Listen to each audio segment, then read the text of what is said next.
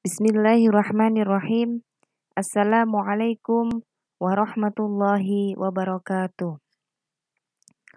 Selamat pagi anak-anakku kelas 12 SMK Nurul Azhar.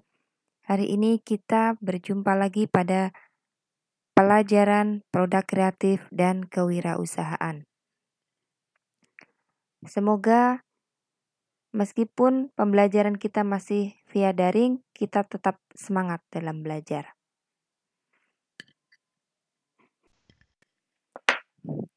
Setelah sebelumnya kita mempelajari tentang pengujian produk barang dan jasa, maka hari ini kita akan melanjutkan materi tentang pihak-pihak yang berperan dalam pengujian produk barang dan jasa, serta konsep benchmarking pada pengujian produk dan pengujian ketahanan produk.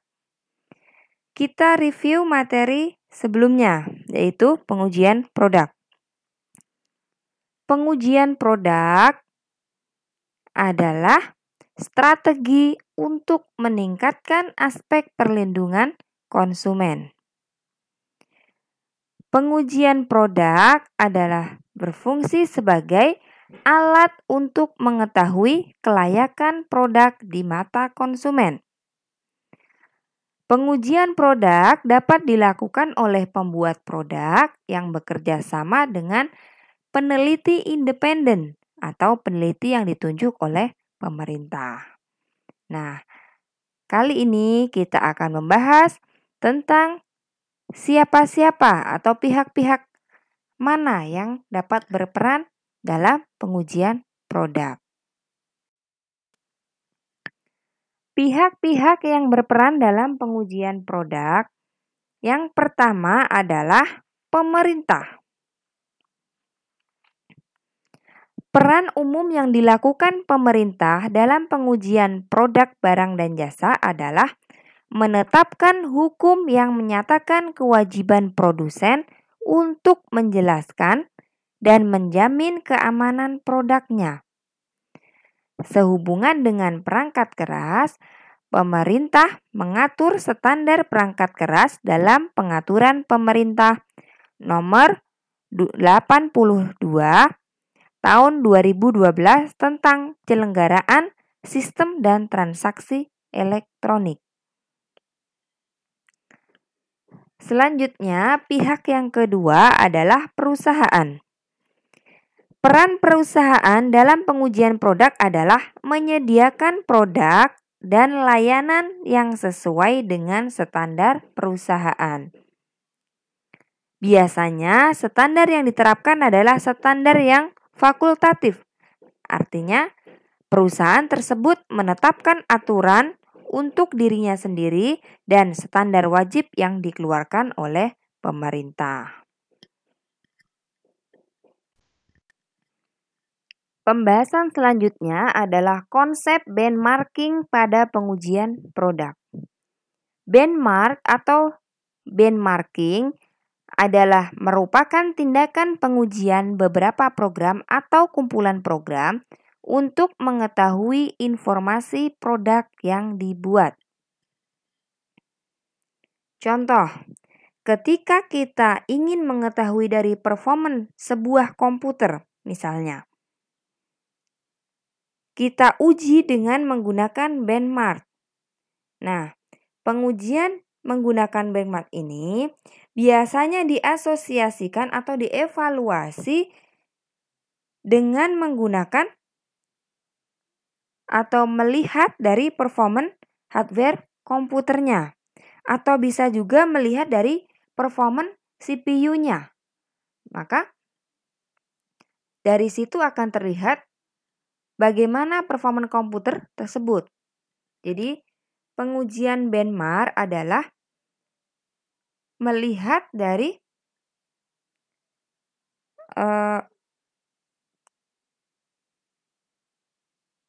hardware-hardware yang berkesinambungan dengan produk tersebut. Proses benchmarking terdiri dari 6 langkah. Yang pertama, menentukan apa yang akan di benchmark. Jadi kita tentukan dulu apa yang akan kita uji menggunakan metode benchmarking. Hampir semua hal dapat di-benchmark, antara lain yang pertama, suatu proses lama yang memerlukan perbaikan. Yang kedua, suatu permasalahan yang memerlukan solusi. Yang ketiga, suatu perancangan proses baru. Yang keempat, suatu proses yang upaya-upaya perbaikannya selama ini belum berhasil. Jadi, masalah-masalah yang terjadi tadi yang disebutkan itu semua bisa diatasi atau bisa dilakukan pengujian dengan metode benchmark. Yaitu yang pertama tadi, proses yang lama dalam memerlukan perbaikan. Nah, kenapa sih prosesnya yang dilakukan itu lama? Nah, itu akan diteliti atau diuji menggunakan benchmark. Yang kedua, permasalahan yang memerlukan solusi. Jadi, ketika ada permasalahan yang memerlukan solusi, bisa ditindak dengan benchmark atau perencanaan proses yang baru atau pembuatan produk yang baru. Nah, itu bisa dilakukan pengujian dengan menggunakan benchmark. Selanjutnya, proses yang upaya perbaikannya belum selesai. Jadi, suatu proses atau proses dalam menyelesaikan masalah tetapi belum ada titik temunya. Belum ada perbaikannya, belum ada solusinya. Nah, itu bisa menggunakan pengujian dengan metode benchmarking. Perlu dibentuk suatu tim peningkatan mutu yang akan menyelidiki proses dan permasalahannya. Nah, tim ini akan mendefinisikan proses yang menjadi target, batas-batasnya, operasi-operasi yang dicakup dan urutannya, dan masukan serta keluarannya atau outputnya. Jadi, ketika melakukan proses benchmarking ini akan ada tim yang menyelesaikan, ada tim yang mendefinisikan proses atau menjadi target, yang menjadi operasi-operasi yang dicakup atau urutan-urutannya, atau masukan atau outputnya. Nah, itu akan ada tim yang mengelolanya atau menyelesaikannya. Selanjutnya, menentukan apa yang diukur. Ukuran atau standar yang dipilih untuk dilakukan benchmarking harus yang paling kritis dan besar kontribusinya terhadap perbaikan dan peningkatan mutu.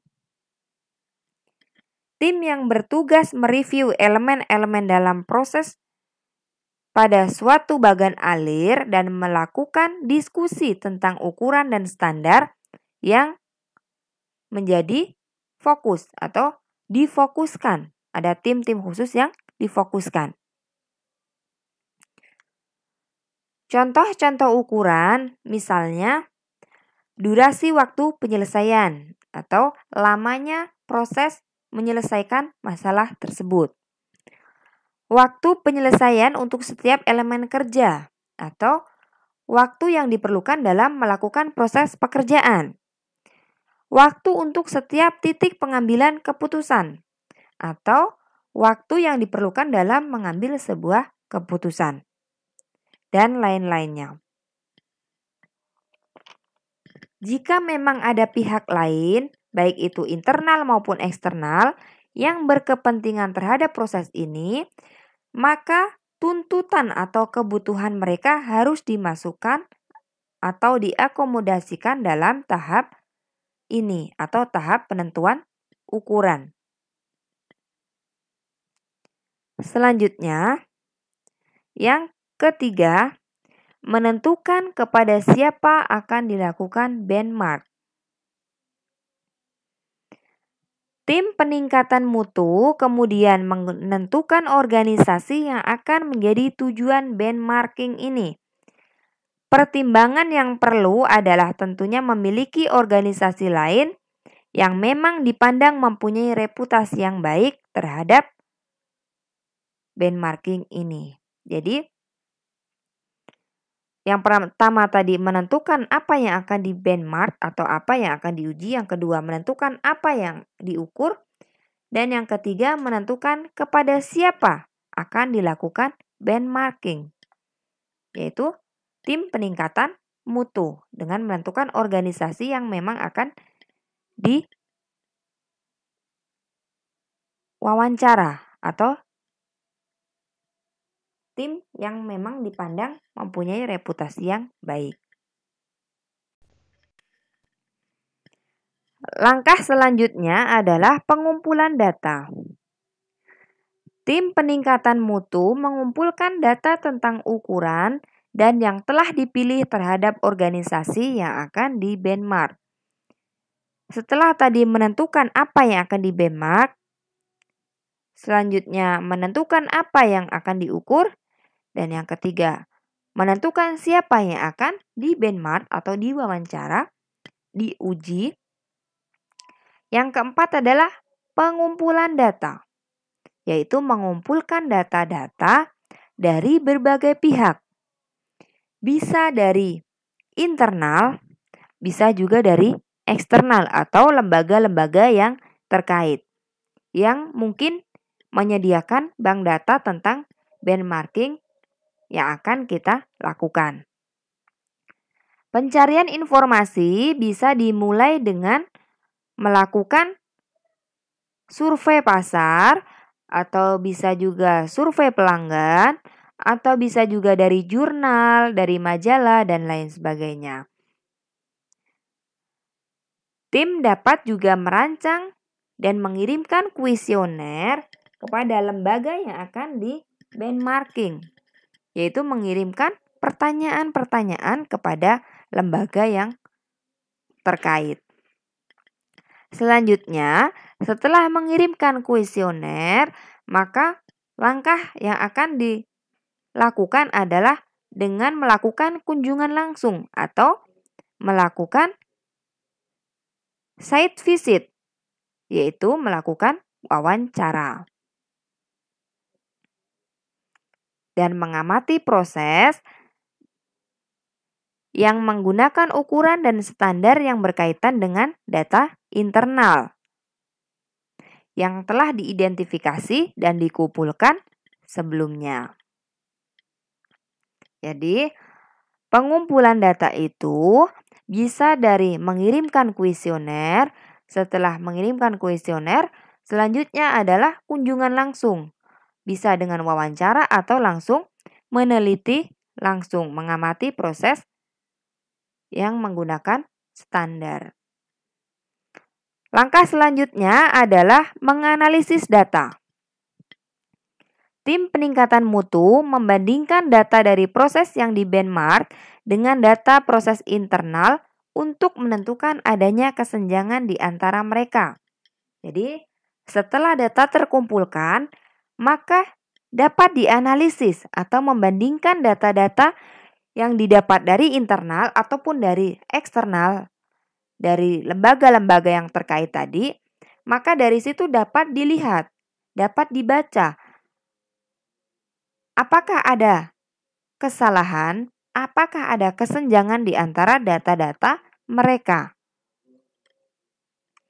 Selanjutnya adalah merumuskan tujuan dan rencana tindakan.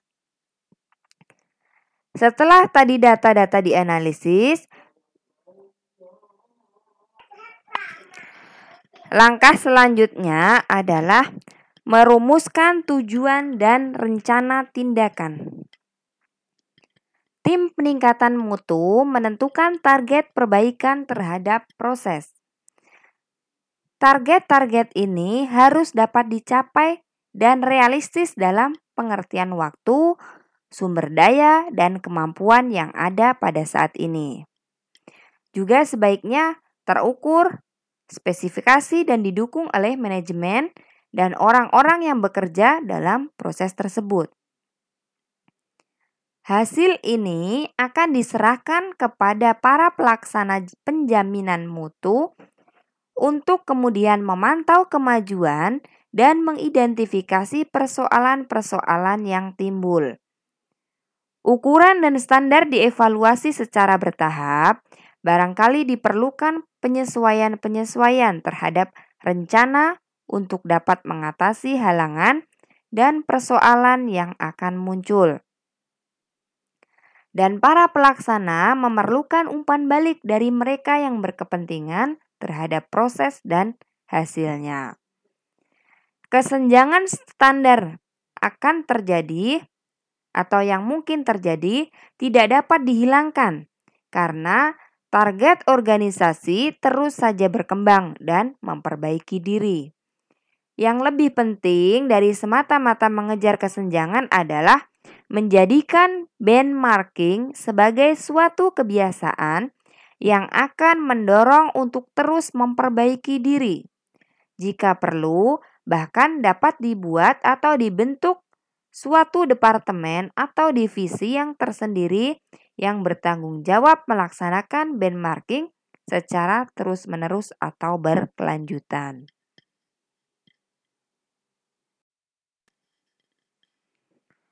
Pembahasan selanjutnya adalah pengujian ketahanan produk. Ketahanan produk adalah kemampuan suatu produk untuk melakukan kegiatan seperti yang diinginkan oleh konsumen tanpa kegagalan dan sesuai dengan batas performa suatu produk. Agar suatu produk mendapatkan ketahanan produk, perusahaan harus melakukan pengujian berupa serangkaian tugas. Tugas-tugas yang diberikan akan berpengaruh pada ketahanan produk barang atau jasa. Pengujian tersebut dapat berupa pengujian pemilihan material, bisa struktur geometris, toleransi desain, dari proses manufaktur, dari teknik perakitan, pengiriman barang, atau penanganan suatu masalah, dan petunjuk perawatan, dan lain sebagainya. Berikut ini merupakan hal-hal yang berkaitan dengan pengujian ketahanan produk, yaitu yang pertama, pengujian atau persyaratan dan batasan produk. Pengujian tersebut dimulai dari identifikasi serangkaian syarat dan batasan produk yang ditentukan dari aktivitas pasar atau subsistem yang cocok dengan produk tersebut. Selain itu, hasil dari pengujian persyaratan dan batasan produk akan dibuat menjadi sebuah dokumen. Nah, dokumen tersebut harus disahkan oleh beberapa pihak yang berwenang, mulai dari ahli rekayasa, manajemen, sampai pada konsumen. Setelah disahkan, maka pihak pembuat produk, barang dan jasa akan membuat serangkaian deskripsi mengenai spesifikasi produk sesuai dengan dokumen persyaratan dan batasan yang telah disahkan. Langkah selanjutnya adalah mempertemukan antara dokumen persyaratan dan batasan dengan dokumen spesifikasi yang diajukan oleh pembuat produk barang dan jasa. Selanjutnya, B. Deskripsi material, komponen, dan proses manufaktur. Desain produk harus dilakukan berdasarkan pemilihan komponen, material, dan proses manufaktur yang sesuai dengan dokumen persyaratan dan batasan yang telah disetujui sebelumnya. Setiap material, komponen, dan proses harus dinilai dan diuji sebelum dimasukkan ke dalam proses produksi. Selanjutnya, C. Pengujian performa.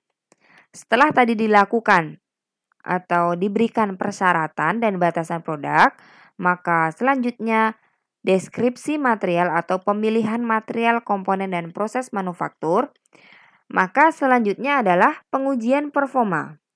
Tujuan pengujian performa adalah untuk mengevaluasi kemampuan komponen-komponen produk barang atau jasa agar dapat memenuhi syarat fungsional, mekanis, dan elektronik yang telah ditetapkan dalam dokumen persyaratan dan batasan. Untuk meningkatkan performa produk, barang ataupun jasa, pihak pembuat produk seringkali menggunakan fitur-fitur yang malah mengurangi daya tahan produk tersebut. Menambahkan fitur pada produk juga dapat menambah kerumitan yang nantinya akan berpengaruh pada daya tahan produk dan harga produk. Selanjutnya, yang terakhir adalah penilaian ketahanan. Penilaian ketahanan dapat memberikan informasi mengenai kemampuan sebuah produk dalam memenuhi persyaratan performa yang telah ditentukan.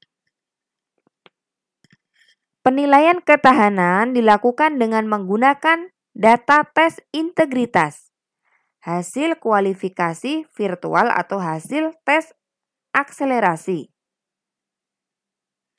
Ketahanan produk tidak berkaitan dengan nasib baik penggunanya, namun lebih kepada konsekuensi usaha yang dilakukan oleh pembuat produk. Produk yang memiliki ketahanan tinggi dapat diperoleh dari desain yang kuat dan tingkat toleransi komponen yang tinggi atau yang baik. Pemahaman kuantitatif dan kemampuan untuk memetakan kegagalan dalam pengujian produk dapat menjadi alat bagi pembuat produk barang dan jasa untuk membuat desain, proses, dan spesifikasi komponen yang lebih efektif. Jadi, hal-hal yang berkaitan dengan ketahanan produk atau pengujian ketahanan produk adalah yang pertama, persyaratan batasan produk. Yang kedua, pemilihan material, komponen, dan tentang proses manufaktur. Selanjutnya, setelah material, komponen, proses manufaktur telah dievaluasi, telah disetujui, maka selanjutnya adalah menguji performa produk tersebut. Setelah pengujian performa itu dikatakan baik atau berhasil mendapatkan produk yang baik, maka yang terakhir adalah penilaian ketahanan produk, yaitu yang akan dapat memberikan informasi mengenai kemampuan produk yang kita buat, sesuai tidak dengan standar persyaratan yang telah ditentukan. Baik, materi hari ini cukup sekian. Di sini ada tugas, silahkan dikerjakan.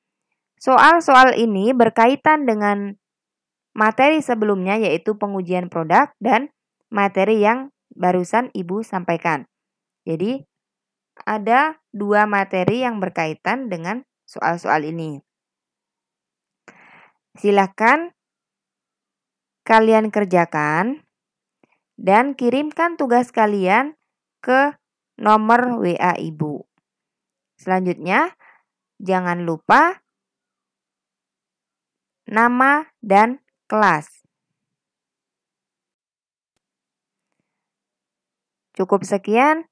Terima kasih. Jika ada pertanyaan, silahkan komen di video ini atau langsung japri ke nomor Ibu. Jangan lupa subscribe, like, share, dan komen. Wassalamualaikum warahmatullahi wabarakatuh.